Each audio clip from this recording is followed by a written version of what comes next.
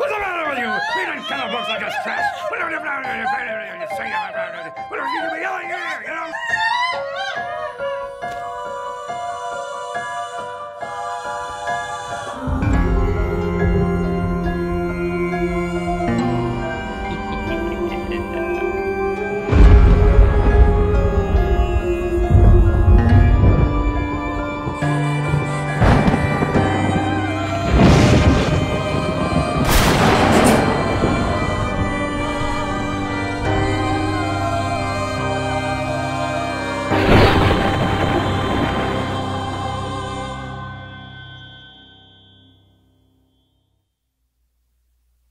Hello, I'm the Nostalgia Critic guy. Remember it so you don't have to. Yeah, I know it's still going, but they're probably not gonna top these. Since the first Treehouse of Horror in 1990, The Simpsons has become a staple of the Halloween season. Often their most viewed episode of the year, these specials combine comedy, horror, and even a fair amount of creativity that has us returning for more and more shorts eating. But let me be the first person on the internet to do something radical. Rate which ones are the best. Okay, I know this is nothing new, but first off, a lot of people rate the segments themselves, of which every episode has 3. I'm gonna rate every episode and how the segments work as a trio. Again, I doubt I'm the first, but it's done a lot less. Second, as someone who grew up watching these specials as they premiere live, part of the fun isn't just reviewing them as standalone episodes, but also communicating how people reacted when they first premiered. Sometimes what makes an episode so special is that it was the first to accomplish something that pushed the envelope. And seeing how I often watch these specials with my friends from childhood to adulthood, I can also tell you how fans, both young and old, reacted to these specials when they first came out. And again, I'm the only one who can do it. You know what, maybe the only thing that makes this different is you want to see how my ranking differs from yours. You know what, I can live with that. So let's take a look at the top 11 of these. Why top 11? Because I like to go one step beyond. So sit back and enjoy the top 11 Simpsons Halloween Specials.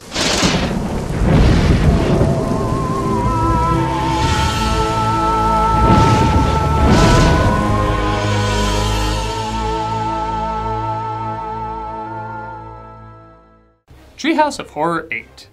Nothing too groundbreaking or influential about this one, it's just funny. It includes the Omega Man, Fly vs. Fly, and Easy Bake Oven.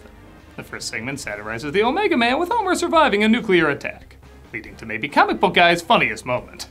Oh, I've wasted my life. Don't worry, the guy obsessing over lines written for you, he has a sadder life.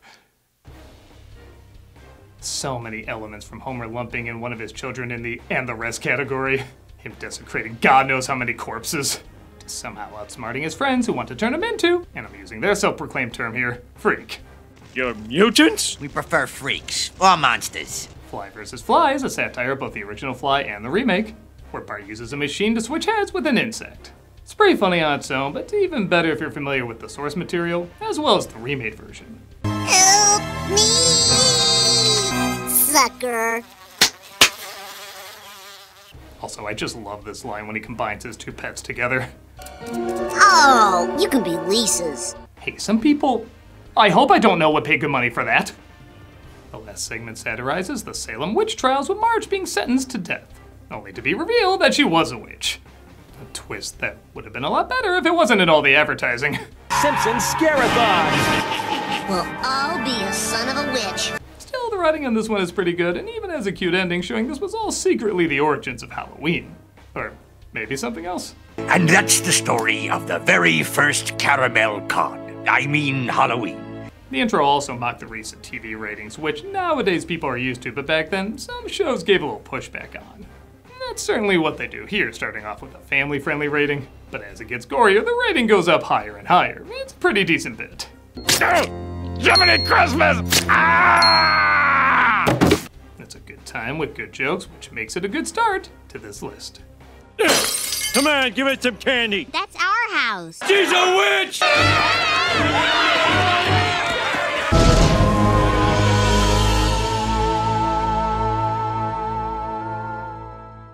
Treehouse of Horror 12.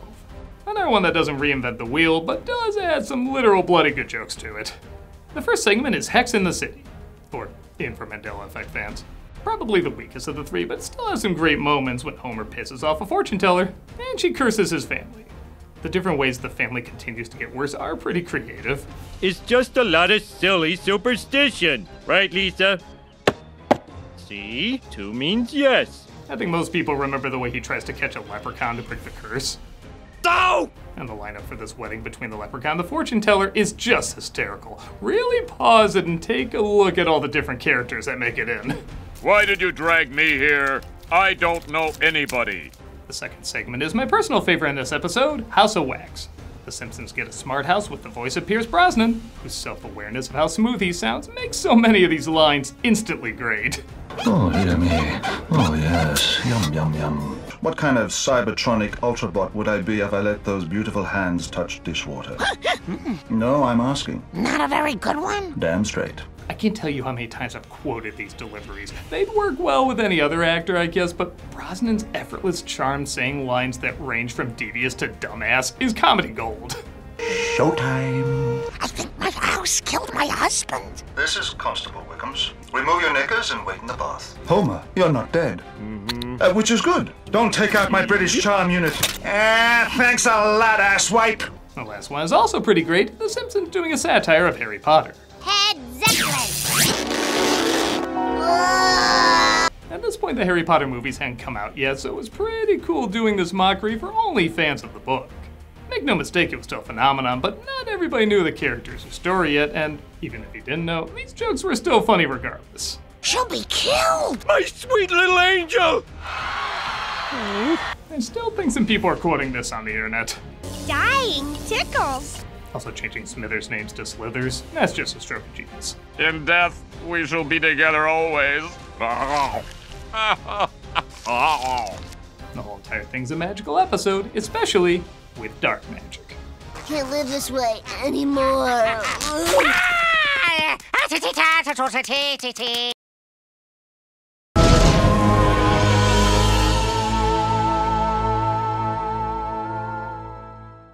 Treehouse of Horror 11. Okay, I swear after this one the innovative episodes start, but again, this episode just knows how to bring the laughs.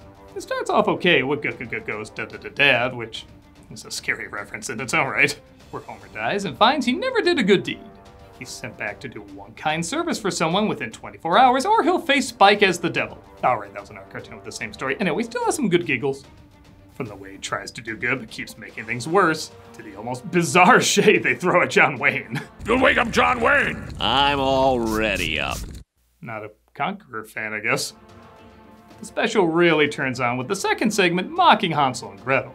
It doesn't sound like anything too crazy, but you get the feeling they just tried every joke they had centered around fairy tales, and most of them hit bullseyes. Fish! Oh no, that's me! It's kind of like watching a really dark and twisted Looney Tunes short, except instead of one bedtime story, they're spoofing a dozen. It leaves room for a lot of messed up humor, getting a lot of hard laughs. She's only fattening you up so she can eat you. What are you gonna do? But it's the last one that's my favorite, Night of the Dolphin. This idea is so simple and so one-note, you'd swear there was very little you could do with it. They take the premise of Alfred Hitchcock's birds and apply it to dolphins, being sick of humanity's treatment of them. And it bizarrely makes for a lot of great material. I think a lot of it is that they know dolphins are cute looking but also incredibly smart, so the idea of them turning evil but looking adorable while doing so makes for some great imagery. Come on, humans! We've wiped out entire species before! We can do it again! The visual alone of mankind rushing towards these hopping sea mammals just slays me. How can you not crack up watching this? Poor thing. Here. Ow! Son of a... It's a battle of insanity that ends in a high body count. Of laughter! Yeah, that's what I got for the ending of this one. I doubt the others will be better. They speak in low-frequency voices. I don't think they can... Ow!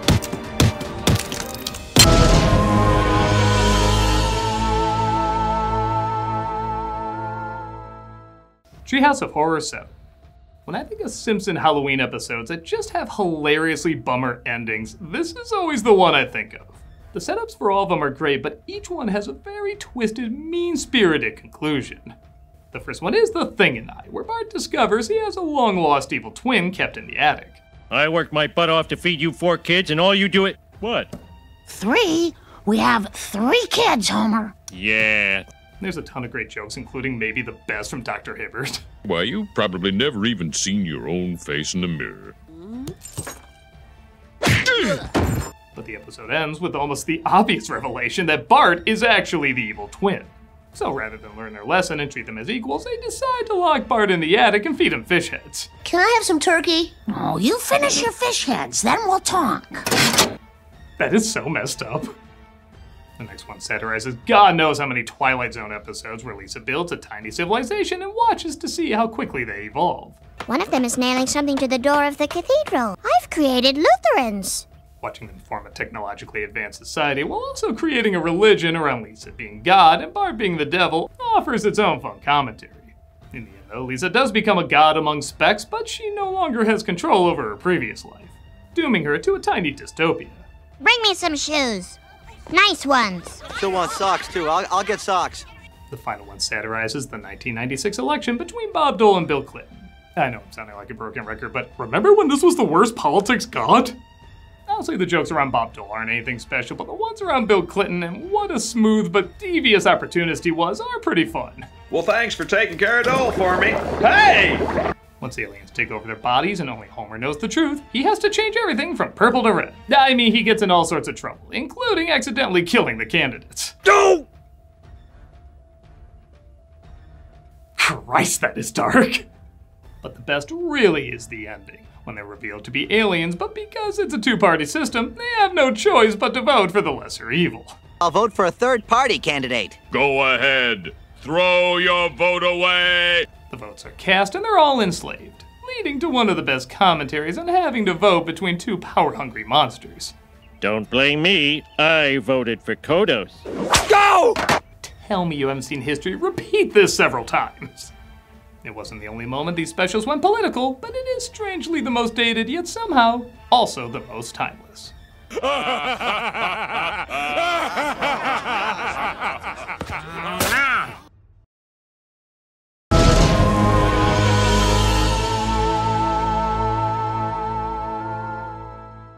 Treehouse of Horror 1. It only makes sense the original Halloween special would make it on here. This is the episode that started it all, and while the previous installments are probably funnier, this episode not only still has some clever laughs, but it has some great atmosphere. First off, I love how they incorporate wraparound stories early on. They stop this around the 4th special, but they really give more of a mood and a fourth wall to eventually break through. Like they're just stories or dreams, but then something inevitably breaks through into reality. Yeah, I know it's an old cliche, but on Halloween, that's kind of what I'm here for. Oh, I hate Halloween. Also, this is why it's called Treehouse of Horror, because it literally starred in a treehouse. The 3 segments lampoon haunted house films like Poltergeist and Amityville Horror, a new spin on the Twilight Zone episode To Serve Man, which is also the first appearance of the aliens, and the last segment is just straight up The Raven. Over many a quaint and curious volume of forgotten lore. And I know it's comedy and everything, but honestly, this is one of my favorite versions of the poem. Like how some people include Young Frankenstein in the ranking of Frankenstein movies. It's just so stylish and well done, you feel like you have to include it. Quoth the Raven. Nevermore. Why, you little... James Earl Jones is not only the narrator, but he makes a brief appearance in every segment. A buck. I'm glad there's a curse on this place. Huh? I slaved in the kitchen for days for you people. Just imagining him in a recording booth making those sounds as a crying alien kills me. It even started the intro where Marge warns viewers that the episode shouldn't be watched by kids. So if you have sensitive children, maybe you should tuck them into bed early tonight instead of writing us angry letters tomorrow. Ironically, it's the most tamed out of the Halloween specials, yet it still does have a dark, brooding dread that you don't really see that often in these Halloween episodes, or Simpsons in general. It's like the whole special wanted to be a satire of campfire stories, but also still wanted to be its own campfire story. You must kill them all. Are you my conscience? Yes, I am. The angles, the colors, the shadows, they really went out of their way to make this stand out from the others at the time. And it stood out so much they're still making them to this day. It's the first one to set the tone, and though you could argue they went in different directions in many ways, it's still quite a tone it set. Nevermore.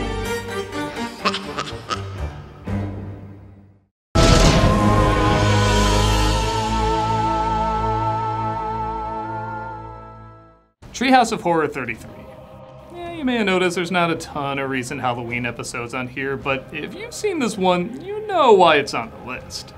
Not only does it ace every satire in both look and tone, but it adds new elements to it that you don't often see so effectively done in modern-day Simpsons.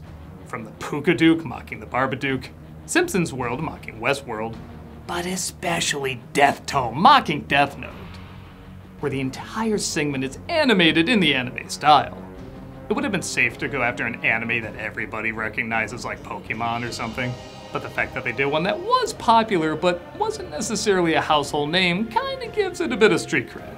I am called Steve. Your name is Steve? When I was born, Steve was a very exotic name. People were blown away by this segment. Really think about the last time you've been blown away by anything from The Simpsons. The anime style surprisingly works super well with this writing, cleverly displaying all the background and foreground jokes hidden within the segment. The voices decently match the designs of the characters, and the timing and style just seem to go hand in glove. It just worked. The world's most clicked on cat Aww. is being held hostage. It's so odd to think these two would go so well together, but I laugh so hard at these scenes while also admiring the artistry of them. While that segment certainly stole the show and is the best part, I think Simpsons World also effectively parodied how much of an impact Simpsons had on media, both good and bad. I know it feels like you're a man, but you are actually something much, much more expensive. Intellectual property. Simpsons has made fun of how long it's been on the air for years and even mocked their popularity as early as the second Halloween episode, which we'll get to in a bit. But this one added a new spin around making an amusement park based on them, which turns into a nightmare. Again, for a series that has made these jokes so many times, this did seem like a new spin, and in some ways it was even kind of creepy. Imagine your life story suddenly being turned into an amusement park attraction. You could easily see comedy in it, but you could also see horror in it too. It's surprisingly effective. Let me just imagine some of my most embarrassing moments. On second thought, don't do that. Like I said, there's not a ton of modern Halloween specials on the list, but admit it, everyone would feel strange if this wasn't on it. In a world where the Simpsons mold is pretty well defined, this one still found a way to uniquely break it. You could kill Janie. Would that make you feel better? No. Maybe.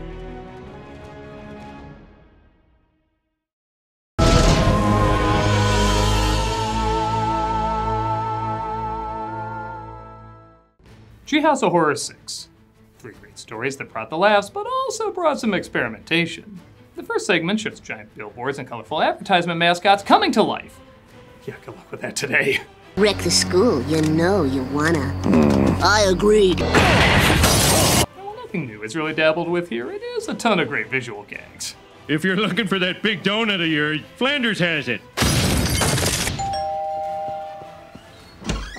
Help me, Lord! The second segment gives their take on Nightmare on Elm Street, where Willie takes on the role of Freddy. This episode really had fun with some surreal imagery and works humor into them perfectly. I love how they show Bart as dreaming he's in a cartoon when he himself is a cartoon. Like, how do you do that? Well, they did softer painted backgrounds like a lot of animated shows at the time, and they went for a lot more wonderfully exaggerated reactions. You can tell it's really different from the other times we've seen this character. Glad to make your acquaintance. Bart, is that you? Yes. Take out the garbage. The way we dive into their imaginations while using both complicated and simple techniques is also very effective. Like, you can have Willie turn into a million things to try and avoid sinking, or you can have Bart just close his eyes and, in the exact same shot, he's transported to his dreams. That requires so little, but it's so effective. And of course, everyone remembers Homer Cubed. It's pretty well known that The Simpsons are meant to be line drawings and don't translate well in 3 dimensions. Don't believe me, just look at my old Bart doll. Sweet caramel, Jesus, that's scary. So the animators had their work cut out for them. On top of creating models that, okay, aren't perfect, but replicate their look about as best as they can. These models would also go on to be the outline for how to portray them in CG, to a point where we're just kind of used to them looking like this now in video games. I'm not gonna pretend I'm an expert in geometry or cosmology. There, I said it. But after taking a few courses and being introduced to certain equations and ideas, I remember saying to myself, oh, like that Simpson episode. There actually is a lot of quantum physics being referenced here that leads to a lot more layers of the humor. This is a top 11 list, I have a lot more to talk about, so if you want to know more about this, Everybody has a quantum physics teacher who never got laid talk to them. Bottom line, this episode brought the brains, variety, and above all, a lot of chuckles that Halloween. Ooh, erotic cakes.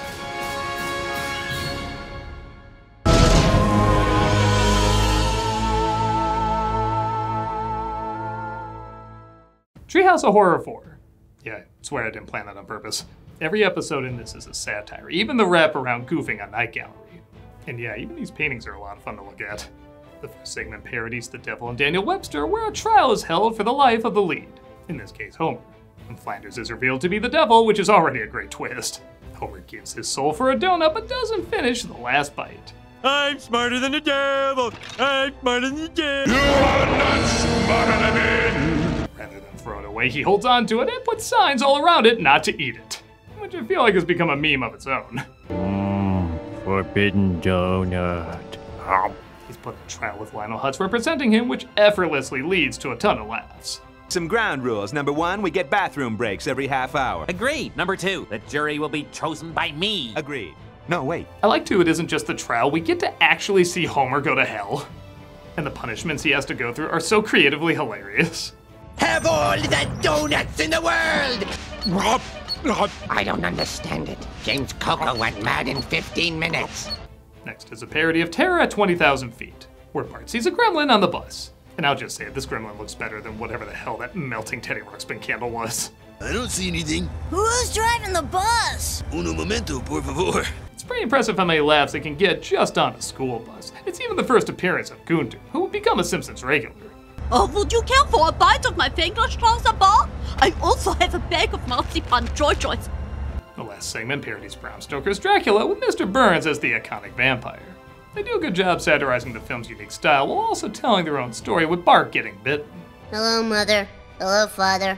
I missed you during my uneventful absence. Again, there's a lot of great atmosphere and dark visuals mixing well with the humor. Even if not every joke holds up the best. Dad, do you notice anything strange? Yeah, his hairdo looks so cool. Queer Eye for the Straight Guy was a popular show in the 2000s. Plus, it has one of the most random but also funniest endings of all the specials. Happy Halloween, everybody!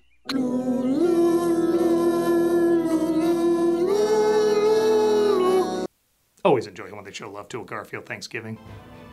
Wonderful parodies, wonderful spins, and wonderful atmosphere lead to, what else? Wonderful laugh-out-loud moments. I will be Hobart!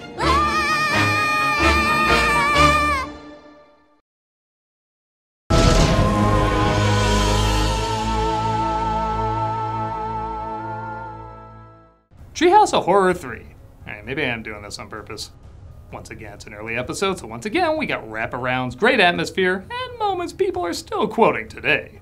The episode takes place at a Halloween party, which I still crack up Bart knows what a Clockwork Orange is. And everybody tells scary stories. The first one makes light of the living doll. You think these writers are Rod Serling fans? Where Bart's crusty doll comes to life and tries to kill Homer. There goes the last lingering thread of my heterosexuality. These scenes are so funny, I feel like half the segment is used constantly online. Terrible curse. That's bad. But it comes with a free Frogut. That's good. The toppings contain potassium benzoate. That's bad. Can I go now?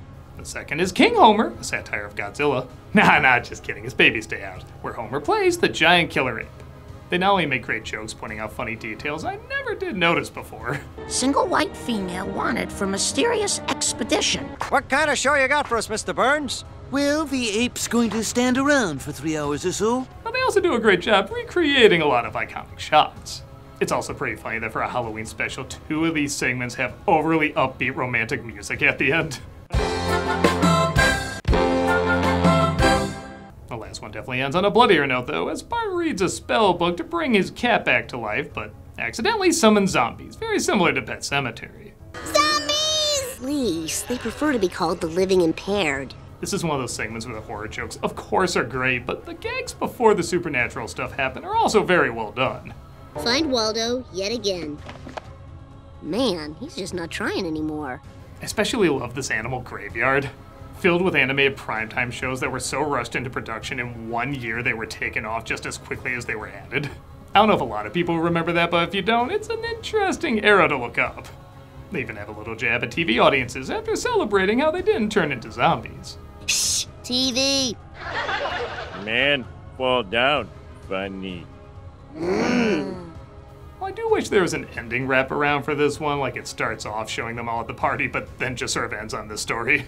The segments really do stand out as some of the most memorable.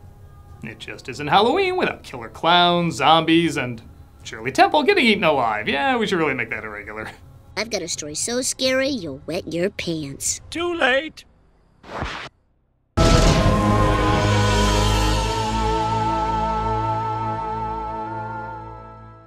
Treehouse of Horror 2. Yeah, I'm definitely doing this on purpose now. This is the first Halloween special they did. I think you could argue really pushed the envelope at the time. It's ironic the first special had Marge giving warning to whiny parents who still let their kids watch it. Hell, even she brings that up. Well, if you didn't listen to me last time, you're not going to now.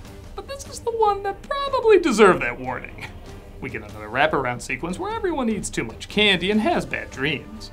The first one pokes fun at the monkey's paw, where every wish they make has some sort of ironic twist. This is also the episode that starred the alien's long laughing trope.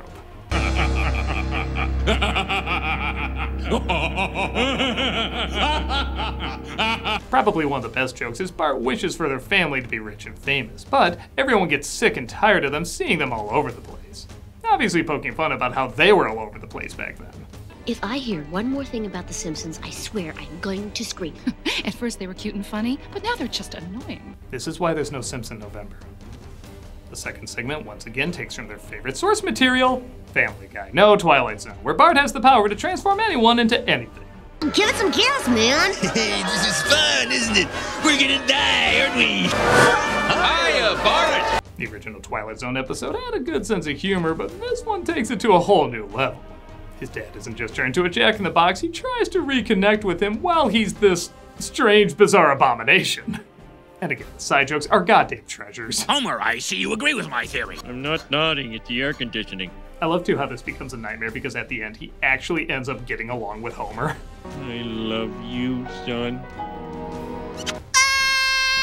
And again, maybe I'm not the best to interpret Bart's nighttime slumbers. Lastly, we get Mr. Burns looking for a brain for his giant robot. When he confuses Homer for being dead, he definitely makes sure he's dead afterwards. This was imagery that had all my friends and I going, holy shit! Simpsons could get bloody and violent, but this was a whole new ballpark. Even the end when Homer wakes up gives us a hilarious but still pretty grisly image. I had my head grafted onto your, shall we say, ample frame. This is the episode that said, screw it, let's go dark, let's go gory, and let's make fun of everything under the sun, including ourselves. And that's just about everything a great Simpsons Halloween special should have. Laughs, gore, creativity, heavy shadows, atmosphere, it's just top notch. And there's only one episode left that can top it.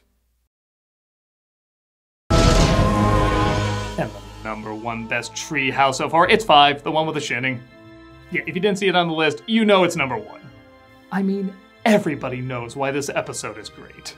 It not only masterfully satirizes great stories, movies, and ideas, but it has the most consistent laughs out of all the specials. Remember the advice your father gave you on your wedding day? If you ever travel back in time...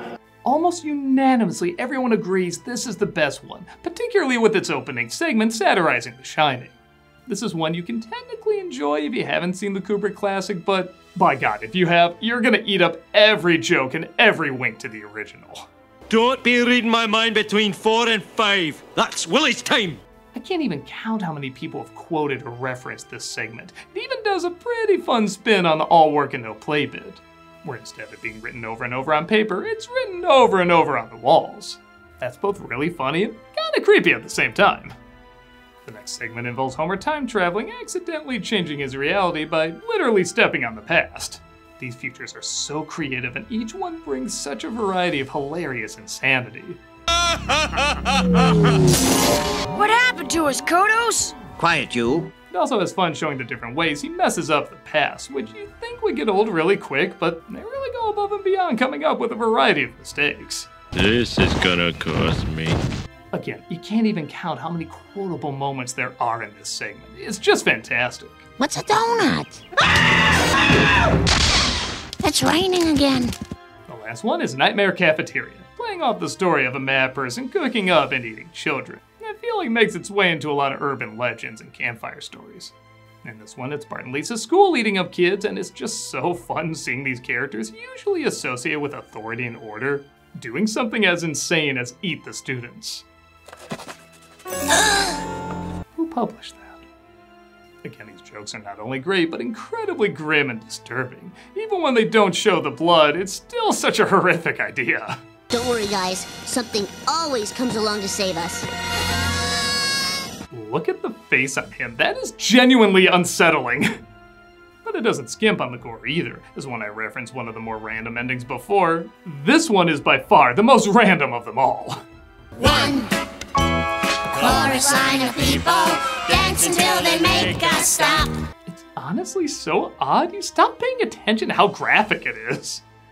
Like many of the others, it sets a great mood, has expressive animation, bizarre visuals, creative ideas, but it truly is the joke writing that makes this one the best. I threw a Halloween party when I was younger, invited all my friends over, and I was recording this thinking nobody probably wanted to put it on, but to my surprise, everybody did. They were so excited. We all laughed at Simpsons before, but when this one premiered, it was definitely the hardest and most consistent we laughed. Some of my friends had a hard time breathing, they were laughing so hard. It just did everything right. I know it's mostly known for the shinning segment, but if you want the funniest, meanest, most spontaneous, and most unsettling Halloween special, it's a fair bet you don't have to look any further than Simpsons Treehouse of Horror 5. With that said, what are your thoughts? Do you agree with my list, disagree, agree that all of them should be on there but in a different order? Let me know which ones you think are the best and which ones you're gonna watch over and over and over whenever the headless Krusty the Clown rides into your neighborhood.